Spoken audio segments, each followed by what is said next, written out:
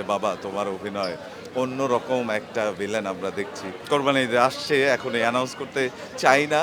খুব ভালো, খুব ভালো। এতক্ষণ আমরা ছবিটা শেষ করে হল থেকে বের হলাম। আপনি দেখছেন আমি ঘামছি। তার মানে খুব ঠান্ডায় সিনেমাটা চলছিল। তো দর্শক আসলে এমনভাবে কাছে এসে মাথায় হাত বুলায়ে বলছে যে বাবা তোমার অভিনয় অন্যরকম একটা ভিলেন আমরা দেখছি। এটা ভালোবাসা। আমার মার্কটা তো দর্শক দেখ, আমি এখনো মার্ক দেওয়ার মতো আরও কাজ করি। লম্বা সময় কাজ করতে হবে।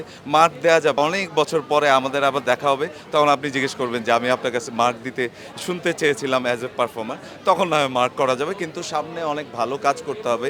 এইবার ঈদে দর্শক যেভাবে আমাদের সিনেমাগুলোকে গ্রহণ করেছে, আমাদের হোল মার্কেটকে যেভাবে নিয়েছে, ইটস বিউটিফুল। দর্শকের কাছে অপশন থাকা উচিত।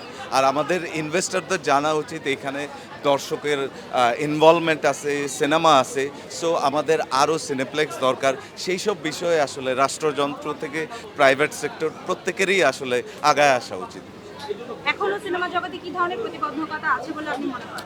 পলিসি আমাদের আসলে গভর্নমেন্ট পলিসি দরকার। আর শিল্পী হিসাবে মানে এই অ্যাকনোলেজমেন্ট দরকার আমাদের। আপনি যে কোনো জায়গায় কাগজপত্রের কাজ করতে গেলে আপনার শিল্পী কোঠায় আপনি কোনো আপনার আইডেন্টিটি শো করতে পারবেন না। আপনাকে হয় অন্য প্রফেশনের কোনো একটা ক্রাইটেরিয়ার মধ্যে ব্যাংকের লোন নিতে হবে, বা আপনার আমার মনে হয় যে পাসপোর্টে এটা করা হয়েছে। আরও মানে গভর্নমেন্টের এই সেক্টরে আরও ইনভলভমেন্ট দরকার, অ্যাকনোলেজমেন্ট দরকার। বাংলাদেশের শিল্পী পরিচালক প্রযোজক এদেরকে একটা এই রকম আপনি দেখেন যে তামিলের ফিল্ম ইন্ডাস্ট্রি কিভাবে বম্বেকে ছাড়িয়ে আজকে টক অফ দ্য টাউন, ওদের শহরে, ওদের দেশে, এবং শুধুমাত্র ওদের দেশে না, দেশের গণ্ডি পেরিয়ে ওরা গ্লোবাল মার্কেটেও রাজ করছে।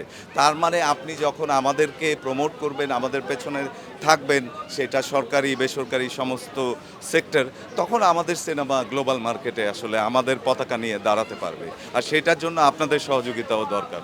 সামনে আপনার কোন কাজ দেখতে পাবো? কোরবানি ঈদ আসছে, এখন অ্যানাউন্স করতে চাই না। দুইটা ছবি পাওয়া যাবে কোরবানি ঈদে।